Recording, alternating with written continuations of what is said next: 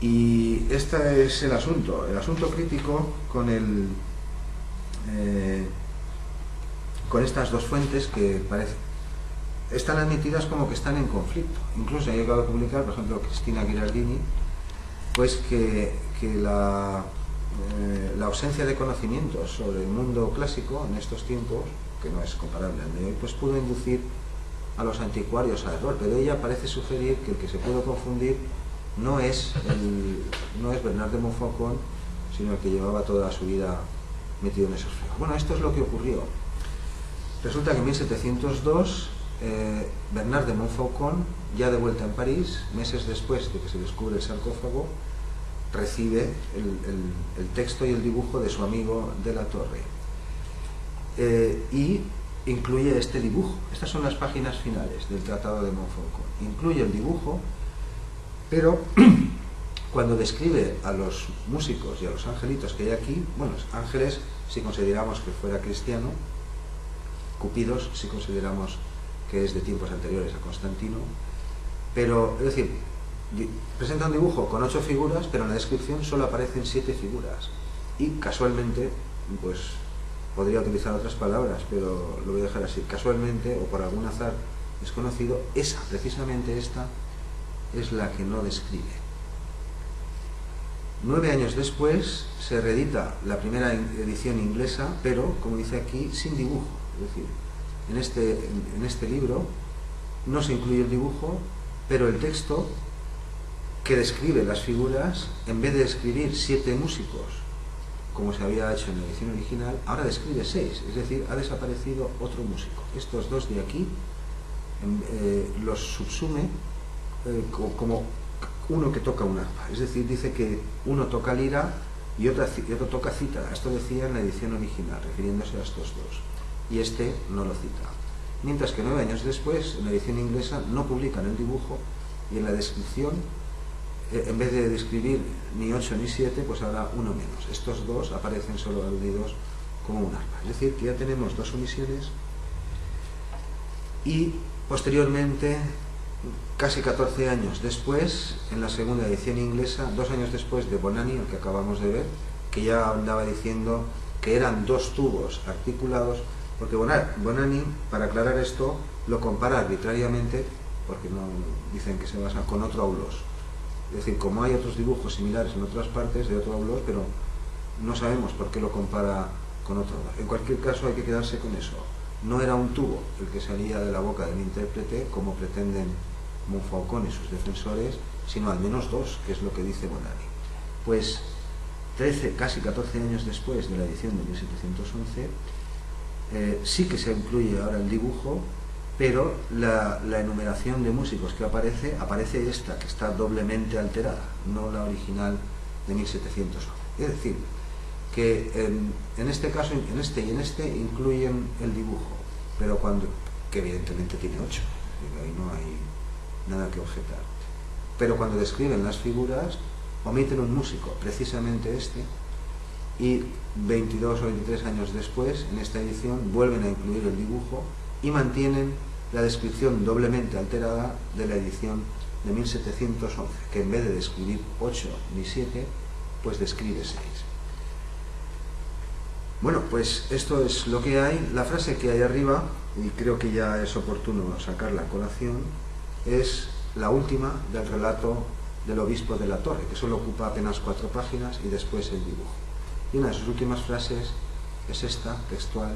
Le dice a su amigo Bernard de Montfaucon, suponemos que, porque le envía, evidentemente le envía su aportación, su ensayo, corto ensayo a París, le dice lo siguiente: esto es cuanto pude observar por encima, pues no tuve tiempo para ser más exacto. Y esta frase aparece ya desde la edición original.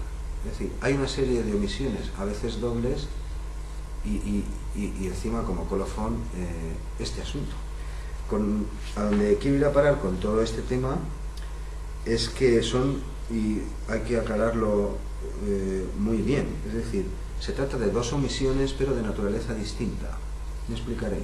Una cosa es no describir lo que obviamente se ve, porque si tú incluyes el dibujo, pues ahí se ve que hay 8 y no 7 ni 6 como estás describiendo. En esta edición no, en esta como no estaba el dibujo, pero en las otras, es decir, hay dos tipos de omisiones y son diferentes. Una es no describir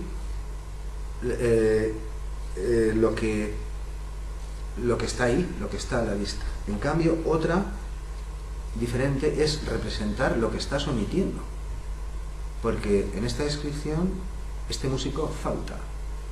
Sin embargo, pues tú lo estás pintando con otro diseño. Es decir, que una cosa es no describirlo cuando, por ejemplo, aquí, que no hay dibujo, pues no describes, pues da igual. Pero en estas dos está el dibujo. Sin embargo, tú aludes en un caso a 7, en otro caso a 6. Y precisamente el primero que falta, cuando hay 7, es ese músico al que tú no aludes. Es decir, y además las dos omisiones, una es verbal, digámoslo así, y otra es visual. Y esta es la naturaleza distinta que intentaba decir. Es decir, que dos fuentes eclesiásticas doctas, que no se dedicaban a las excavaciones ni nada, sino que su trabajo fue revisar textos durante toda su vida, y yo ahí no les estoy negando ninguna competencia, pero dos fuentes eclesiásticas relacionadas, al final de un texto, que es otro tipo de texto, incluyen 4 páginas en donde omiten verbalmente, porque no lo describen, y contradicen visualmente, porque están incluyendo su propio dibujo, lo que el mejor ilustrador y anticuario y arqueólogo de Roma durante más de medio siglo no solo dibuja, sino que describe explícitamente como, ya lo he citado antes, instrumento a guisa di tibia a tre ordini. Es posible que, como sugiere o como dice Bonanni, casi 15 años después, pues el dibujo no fuera perfectamente apreciable, pero en cualquier caso dice que al menos 2 tubos salían de su boca. Ergo, el dibujo del obispo, del amigo de Montfaucon, no puede ser el dibujo correcto. Bien, he intentado exponer la polémica y el problema, los personajes que intervienen también. Solo me queda puntualizar un par de cosas, por algunos momentos al trabajo de Ficcoloni muy breve, y contar cuál fue el destino de este sarcófago y en qué punto estamos en la investigación que estamos realizando. Por supuesto que continuaremos el año que viene y nos iremos con Vicente a Roma, o ya veremos a dónde. Bueno, necesitaremos, porque esto cómo se puede zanjar. Es obvio que durante esos 20 años en Roma el sarcófago no fue mostrado al público.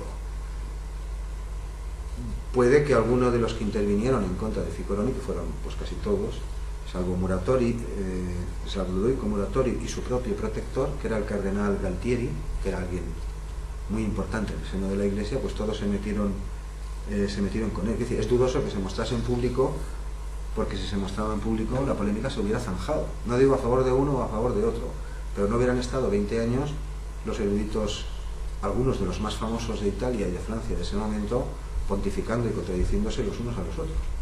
De modo que es dudoso que se intentase hacer luz sobre el objeto, pues para zanjar el problema. El objeto, el sarcófago, probablemente no fue nunca mostrado en público.